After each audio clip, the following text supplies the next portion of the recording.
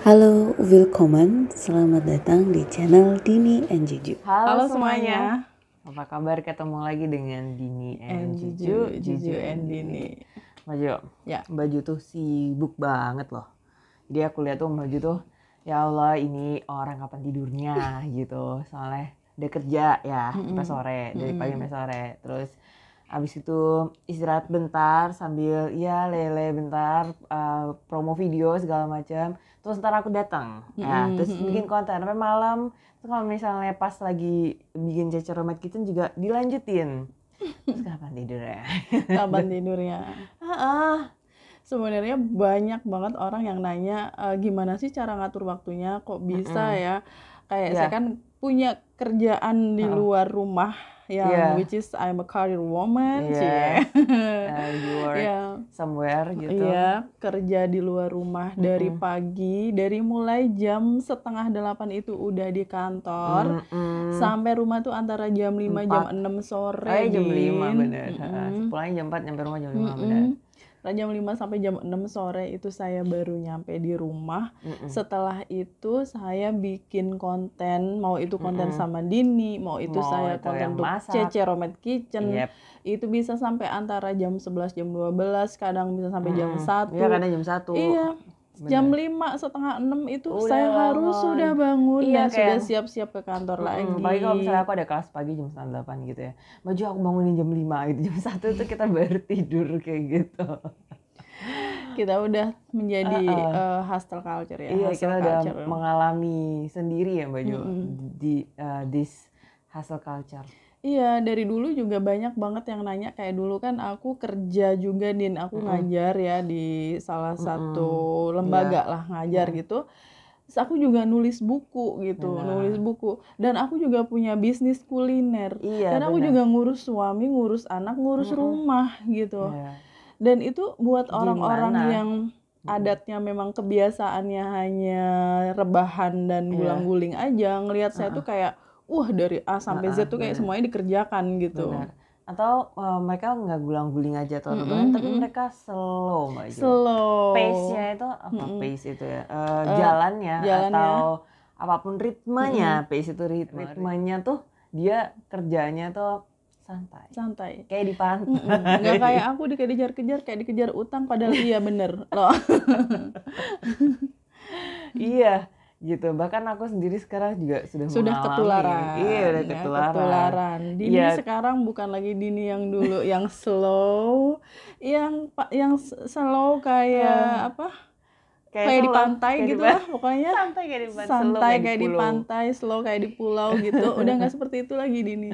Sekarang udah tek gitu ya. Meskipun aku slownya itu in terms of ya kerja sama emang personality aku. Tapi kalau misalnya kerja aku dari dulu emang kayak gitu Mbak Jo. Jadi tanggalan itu atau apapun itu, misalnya aku mau tes lah atau mau apa itu suka aku lingkarin gitu. Itu emang dulu habis ini udah selesai. Aku pengen semuanya itu segera selesai biar segera nyampe. Bahkan kenapa aku suka ngebut karena lebih cepat tuh lebih baik menurut aku. Aku ngelihatnya kamu di jalan tuh lebih cepat pengen cepat selesai itu karena mau nonton drakor, mau selonjoran, mau rebahan nonton drakor. Iya, soalnya ada series yang belum aku selesai. Nah kan itu, dan semakin banyak kamu nonton drakor, semakin kamu nggak produktif. Bener nggak sih? Bener juga, tapi sebenarnya aku nonton drakor juga ada yang mau aku riset cari. Ya, ada yang dicari. Ada manfaatnya juga nonton drakor. Kayak satu belajar bahasanya, kedua healing ya, kedua. Dan kalau udah ngomongin healing tuh berarti udah ada manfaatnya di situ. Karena kita butuh itu. Bener. Tapi sebenarnya kita tuh mau ngomongin apa sih Mbak? Manajemen waktu maksudnya tuh. Karena ada orang-orang yang dalam waktu 24 jam bisa mengerjakan banyak hal dari yang di rumah aja sampai kemana-mana. Sampai 24 tuh nggak cukup. Nggak cukup. Bener. Kalau bisa 30 deh gitu sehari. Termasuk satu minggu itu jangan 7 hari, kalau bisa 10 hari deh gitu. Ntar habis minggu ada apa ya? Bulan. Karena terlalu banyak yang mau dikerjakan, akhirnya nggak cukup 24 jam dalam sehari, 7 hari dalam seminggu itu. Istilahnya too many things to do, too little time gitu. Jadi terlalu banyak yang mau dikerjain tapi waktunya itu loh nggak ada. Nah, Baju, terus gimana caranya kita biar kita bisa memanajemen waktu dengan baik gitu? Ini suaraku lagi turun lagi deh, kenapa sih? Naikin satu oktav. Kamu kalau nyanyi aja kenceng, Din. Ngomong biasa aja biasanya teriak-teriak, aku kenapa depan kamera gitu. Iya, ada yang bilang juga kalau depan kamera tuh belum tentu kita bisa ngomong di depan kamera. Iya, Banyak benar. orang yang kesulitan ngomong di depan kamera, Iya. including us sebenarnya Iya, ya. including us. Tapi karena berdua akhirnya jadi oke gitu. Coba kalau sendirian ditantang. Waduh, kayaknya ya bisa, tapi mungkin nggak bisa kayak yang kalau misal dua kan soalnya bisa ditutupin ya Baju. Ditimpal, saling menimpalin gitu. Gimana tuh caranya? Banyak caranya, Din. Kayak kita tuh harus tahu mana prioritas kita gitu kan. Banyak orang tuh kayak membiarkan waktu hilang begitu aja tanpa mendapatkan prioritas kita apa gitu. Berarti menentukan skala prioritas. Ya, benar. Kalau saya itu jujur Li gitu. Jujur, Untuk Li. sementara itu memang membuat video tuh salah satu prioritas karena memang sudah menghasilkan pundi-pundi dolar. Jadi tuh mana yang lebih menghasilkan harusnya itu yang lebih diprioritaskan gitu. Benar. Oke. Jadi gitu tipsnya ya Baju. Membuat skala prioritas. Gitu. Oke. Terus selanjutnya, selain menentukan skala prioritas, kita juga menciptakan rutinitas pagi. Gitu. Nah ini penting banget nih. Atau nggak cuma rutinitas pagi sih ya Baju. Kita menciptakan kegiatan rutin gitu maksudnya. Tapi kalau ngomongin rutinitas pagi, kamu rutinitas paginya ngapain, Din? Oh, Sebelum iya. turun dari tempat tidur ya? Yang tadi udah aku ceritain Baju gitu. Lihat HP jam berapa itu pasti gitu. Oh udah subuh nih gitu. Atau misalnya masih Sambil tiduran dan lampunya belum nyala. Benar gitu. Aku pasti lihat HP pasti gitu. Cek HP dulu gitu. Terus saya 3:30 atau jam 4 atau jam 5 deh gitu. Terus 5:30 misalnya. Kalau 5:30 itu buru-buru lihat jam doang terus langsung sholat. Tapi kalau misalnya enggak, ya habis lihat jam buka Instagram kalau aku. Nah, itu Soalnya, rutinitas kamu tiap pagi sebelum turun dari tempat tidur. Soalnya di situ tuh banyak berita yang aku follow Baju. Jadi Kan di beritanya situ, masih anget-anget kan kalau pagi iya, ya. biasanya yang hot news itu kan yang pagi-pagi itu biasanya Detik sama kalau BBC agak siangan, Detik sama apa Kompas. Kompas itu iya dia lumayan cepet. Itu sih aku lihat oh ya udah gitu terus bangun sholat. Kalau Baju apa? Kalau aku sebelum kakiku turun dari tempat tidur, aku banyakin istighfar.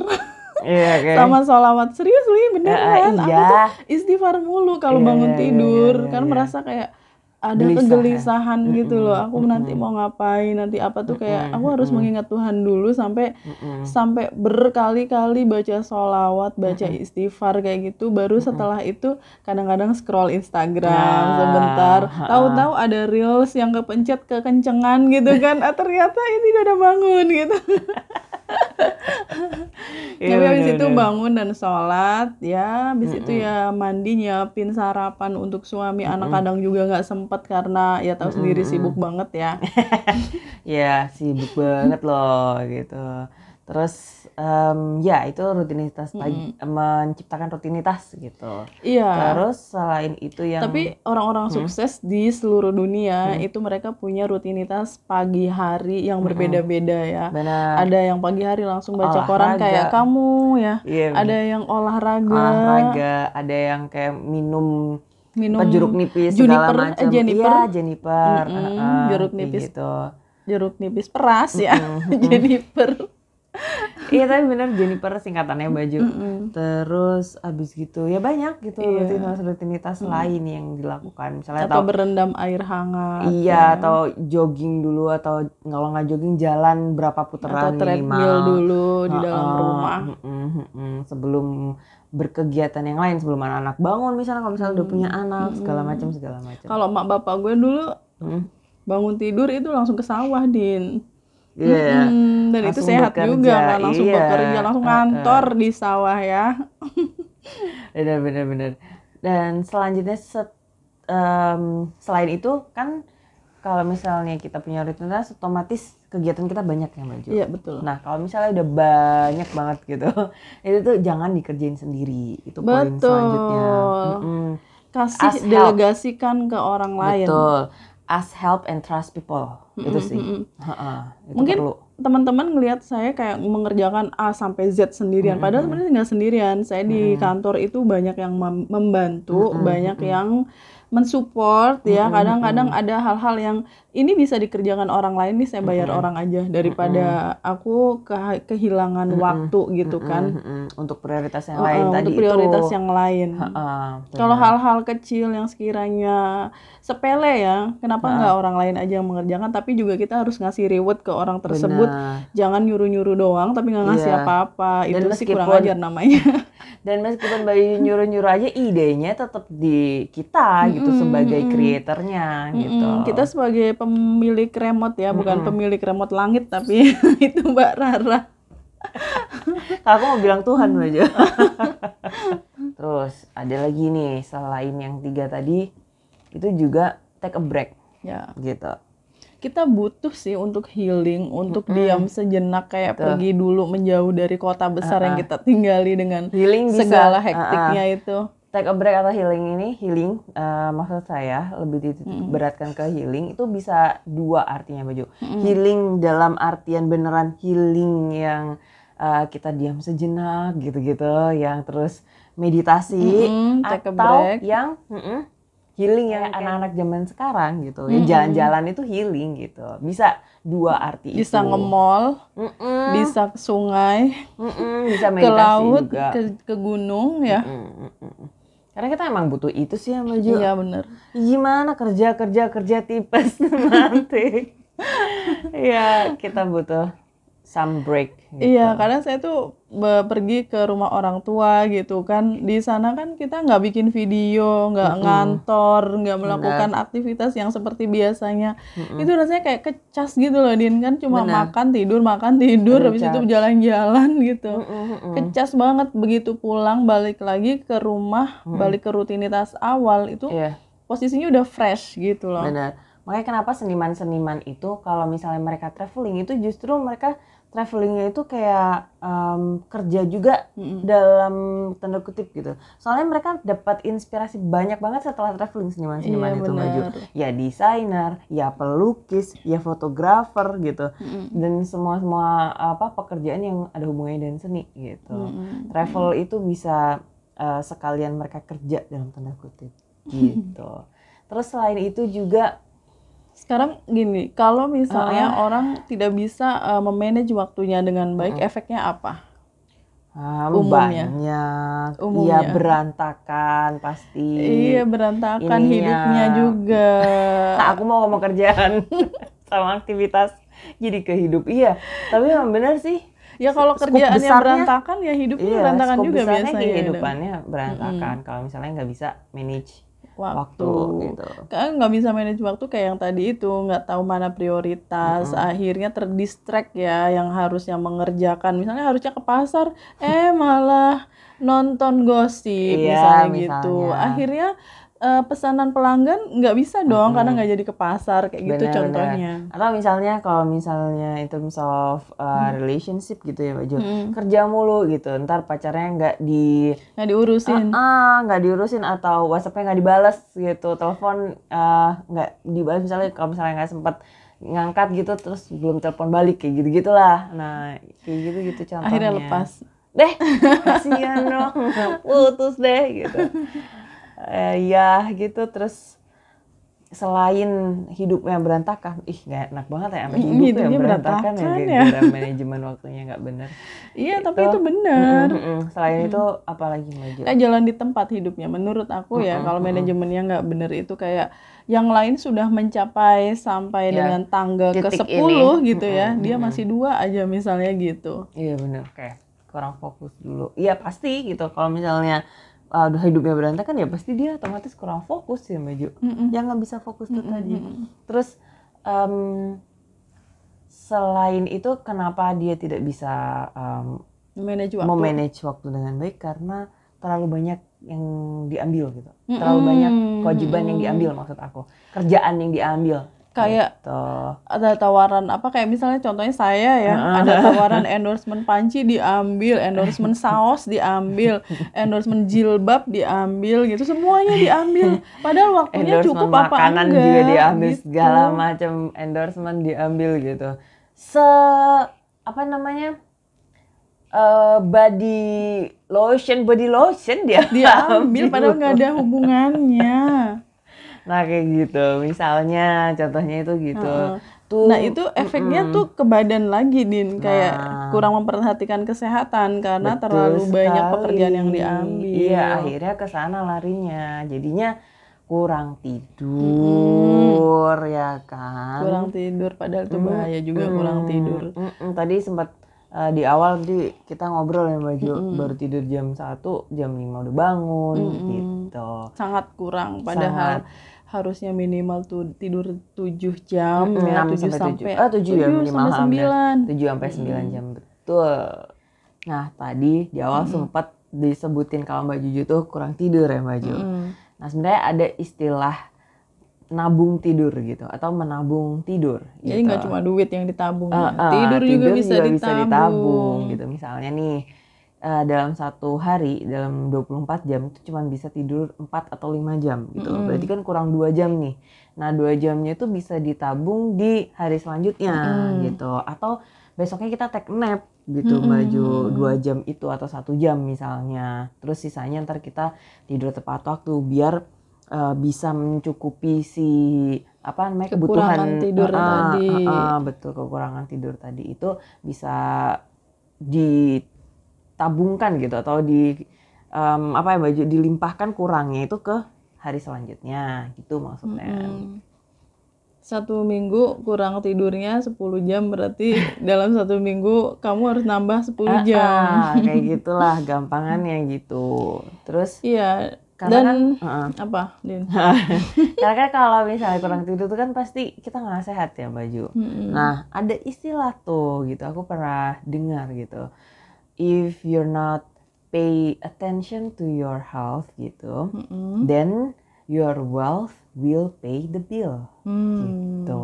Kalau misalnya kamu nggak kurang tidur itu kan pasti nggak sehat. Kamu berarti nggak pay attention kepada kesehatanmu, nggak memperhatikan kesehatan kamu gitu. Maka nantinya duit kamu yang akan membayar bill itu tadi, hospital bill maksudnya. Iya. Gitu.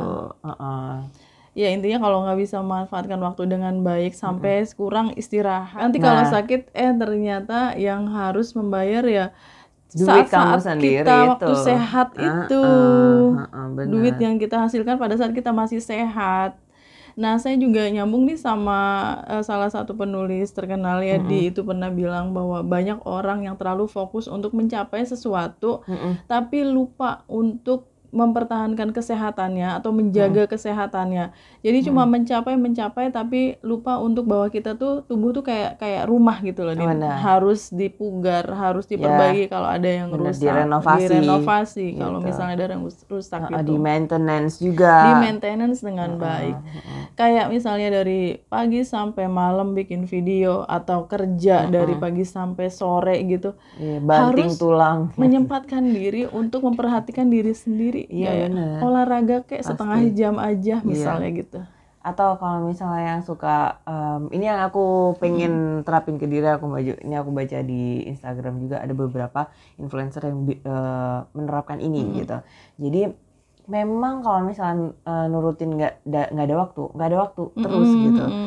Jadi sisihkan 30 menit aja dalam 24 jam di harimu itu untuk membaca buku. Kalau misalnya kamu emang lagi ada buku yang pengen diselesain gitu. Atau 30 menit aja sempatkan diri membaca berita online. Nah kayak gitu. Boleh, atau kan yang penting informasi. Bener gitu. Atau misalnya kalau misalnya mau fokus melukis gitu, yang suka melukis kayak gitu.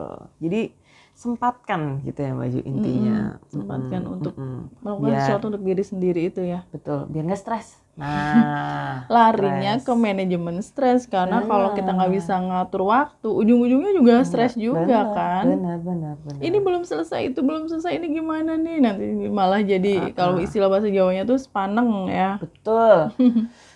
gitu kayak yang kenceng gitu, semua kenceng gitu, semua, bener, tegang bener. gitu. Akhirnya stres itu tadi ya Mbak Ju, stres sendiri.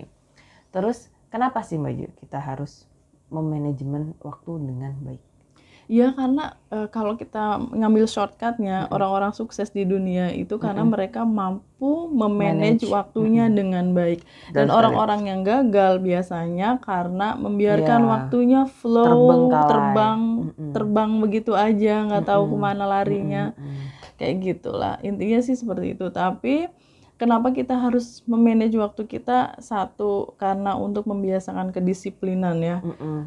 Seperti yang waktu itu penelitian apa tuh Din, orang-orang sukses itu satu karena kejujurannya, kedua karena kedisiplinannya.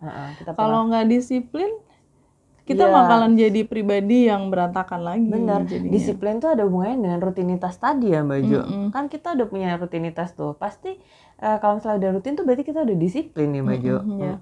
Dengan yang udah kita buat tadi gitu. Terus selain biar kita disiplin, juga biar kita tanggung jawab ya Mbak Jo. Tanggung jawab dengan apa yang kita kerjakan. Betul, yang udah kita ambil gitu. Misalnya udah punya goal di sini, berarti rutinitasnya ini, jadi tanggung jawab tuh biar bisa sampai di goal itu gitu ya Mbak Jo. Tapi kamu termasuk tanggung jawab nggak Din? In some case ya, ada case yang lain, beda deh gitu. Sama. Aku kadang nggak mau tanggung jawab loh, kabur. Akhirnya kayaknya udah cukup deh kita bahas tentang manajemen waktu. Kemana-mana jadi. Terima kasih teman-teman sudah menonton. See you next time. Bye. Thank you for watching. Cheers.